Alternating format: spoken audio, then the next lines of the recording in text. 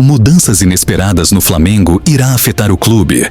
Vendas de jogador, demissão inesperada de membro importante no clube e a volta do ex acontecendo no Mengão. Seja bem-vindo, meu caro amigo amante do futebol. Já deixa aquele chute no like e um cartão vermelho no... Inscreva-se caso você ainda não se inscreveu. Saiba como está a situação de Fabrício Bruno e por que o Flamengo está disposto a vendê-lo. O zagueiro é alvo do Cruzeiro e a diretoria do Flamengo está buscando opções no mercado para substituí-lo. Em 2023, Fabrício Bruno esteve próximo de realizar seu sonho de jogar na Europa. Recebeu 2 propostas, uma do West Ham, Inglaterra, e outra do Rennes, França. No entanto, nenhuma delas teve um desfecho positivo. O jogador recusou a primeira e o clube francês não aceitou a segunda. Logo depois, começou a perder espaço no Flamengo, principalmente com a ascensão de Léo Ortiz e a chegada de Filipe Luís como treinador. Agora, longe do sonho europeu, o defensor está perto de retornar ao clube que o revelou, o Cruzeiro. O time mineiro tem interesse em contratar Fabrício Bruno, que é um desejo do técnico Fernando Diniz e do proprietário da SAF da Raposa, Pedro Lourenço. O zagueiro vê com bons olhos o retorno ao clube. As negociações estão em andamento, buscando um acordo. A primeira oferta do Cruzeiro, de 5 milhões de euros, aproximadamente 31 milhões, por 50% dos direitos do jogador, não foi suficiente para fechar o negócio. O Flamengo está disposto a vender e aguarda uma nova proposta, que deve ser entre 7 e 8 milhões de euros, entre 43 e 48 milhões, por uma maior porcentagem dos direitos econômicos. O Cruzeiro deseja adquirir 70% do jogador, que completa 29 anos em fevereiro, e o Flamengo manteria 30%, podendo lucrar em uma futura venda. Estão sendo discutidos bônus e cláusulas de aquisição de novos direitos econômicos. Mas por que o Flamengo está aberto à venda de Fabrício Bruno? Especialmente considerando que ainda não renovou com David Luiz, o clube acredita que uma venda em torno de 8 milhões de euros é vantajosa, dada a idade do jogador e o fato de que propostas mais altas da Premier League são do passado. Além disso, há questões táticas que envolvem a comissão técnica de Filipe Luís, bem como o desejo do próprio jogador de deixar o clube. Sem contar com Fabrício Bruno, o Flamengo possui apenas mais 4 zagueiros no elenco profissional: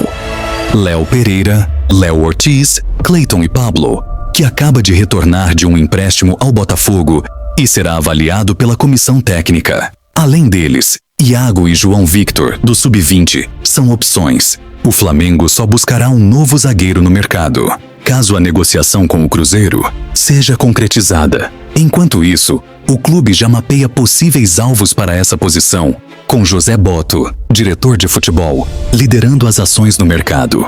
A decisão sobre o futuro de Fabrício Bruno deve acontecer nos próximos dias. O Cruzeiro deseja contar com o jogador já na pré-temporada, que acontecerá nos Estados Unidos, assim como a do Flamengo.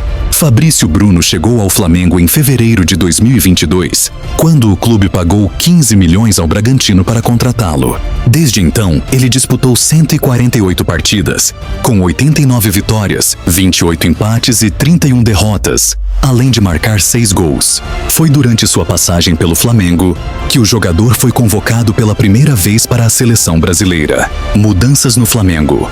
Tanuri é demitido e o departamento médico passará por reformulação.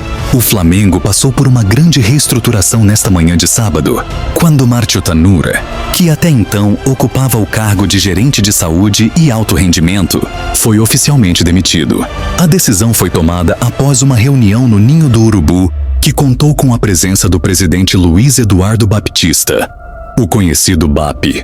Tanuri deixa o clube após quase 23 anos de serviços prestados, período no qual se destacou pela gestão do departamento médico e pelas suas contribuições no alto rendimento dos atletas. A saída de Tanuri representa uma mudança significativa na estrutura organizacional do Flamengo, especialmente no que diz respeito ao departamento médico, que passará por uma reestruturação profunda. José Luiz Runco, um nome histórico da medicina esportiva do clube, retornará ao Flamengo após 9 anos afastado. Runco que é muito respeitado no meio esportivo, assume agora o cargo de diretor médico-geral, mas com uma importante mudança em relação à sua função anterior. Ele não estará mais diretamente ligado ao futebol, como era anteriormente, mas terá uma visão mais ampla sobre todos os departamentos médicos do clube, englobando também os outros esportes praticados no Flamengo. Junco terá liberdade para indicar profissionais de sua confiança para ocupar cargos-chave dentro de cada área, com o objetivo de estabelecer uma padronização no atendimento médico e no alto rendimento dos atletas, alinhando as práticas em todas as modalidades rubro-negras. Além dessa reformulação no departamento médico, outras mudanças também já haviam sido realizadas. Desde a chegada de Luiz Eduardo Baptista à presidência, José Botto foi nomeado diretor de futebol e assumiu uma posição estratégica dentro da estrutura do Departamento de Futebol.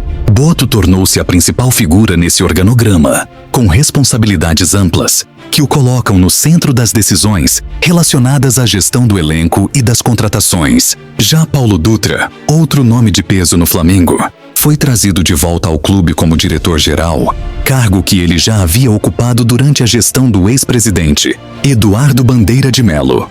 A volta de Dutra fortalece a administração do clube, trazendo experiência e continuidade à gestão.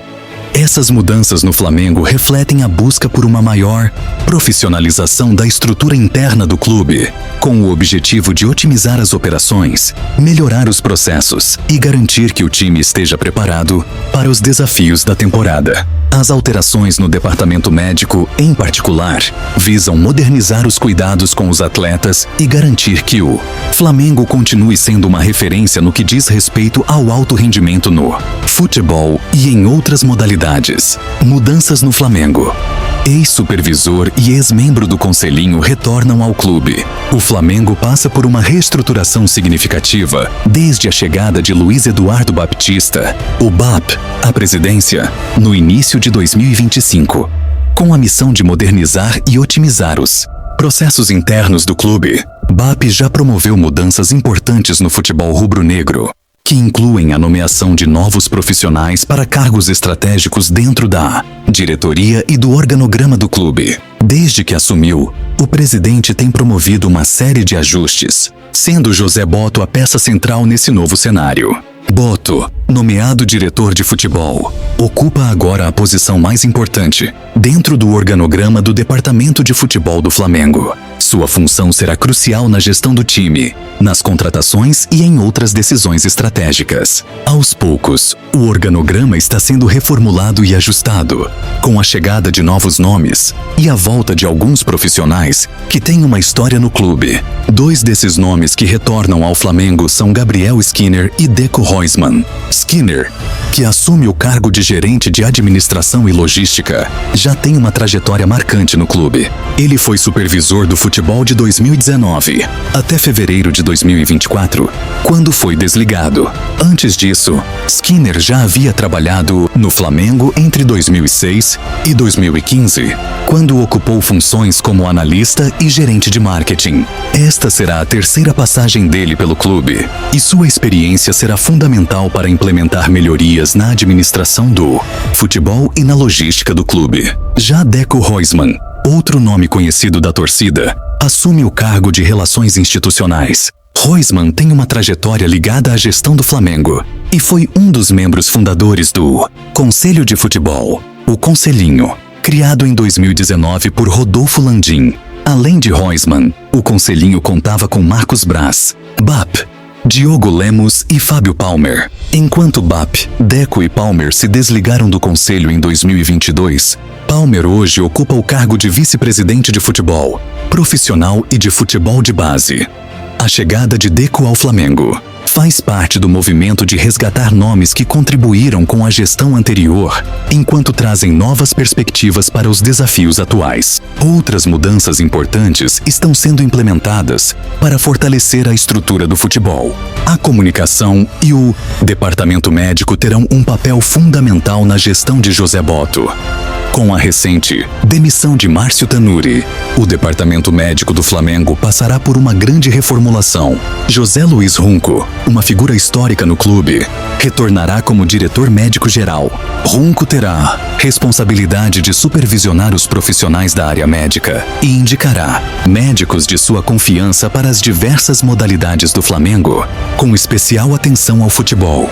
Sua chegada visa garantir que a medicina esportiva do clube esteja padronizada e seja de altíssima qualidade. Além disso, a pedido de José Boto, o Flamengo contará com 2 novos profissionais para reforçar o departamento de futebol. Um assistente direto e um chefe de scouting serão contratados, mas seus nomes ainda são mantidos em sigilo. Esses profissionais terão uma relação direta com Boto, colaborando na análise e contratação de jogadores, além de desenvolverem estratégias para o futuro do futebol rubro-negro. Outro nome importante que ainda está em processo de transição é o de Bruno Spindel, ex-diretor executivo durante a gestão de Rodolfo Landim. Spindel tem se dedicado ao processo de transição e visitado o Ninho do Urubu nos últimos dias. Sua permanência no clube não está descartada e, caso fique, ele assumirá um novo cargo, provavelmente voltado para negociações e reforços do elenco. BAP considera Spindel um dos profissionais mais qualificados do mercado e reconhece seu valor dentro do clube. Na base, José Boto também manteve uma figura fundamental: Carlos Noval. Noval, que assume o cargo de gerente da categoria de base, terá autonomia para realizar a reformulação necessária no setor, tanto em relação aos funcionários quanto à quantidade de jogadores. O trabalho de Noval será essencial para fortalecer a base do Flamengo, desenvolvendo novos talentos e garantindo que o clube tenha uma estrutura sólida de jovens jogadores para o futuro. Essas mudanças no Flamengo visam não apenas uma reestruturação administrativa, mas também um fortalecimento das bases e da equipe principal, alinhando o clube com as exigências do futebol moderno e garantindo a continuidade do sucesso rubro-negro. Com essas alterações, BAP e sua equipe buscam criar um ambiente mais profissional e eficiente, capaz de enfrentar os desafios do futebol brasileiro e internacional nos próximos anos.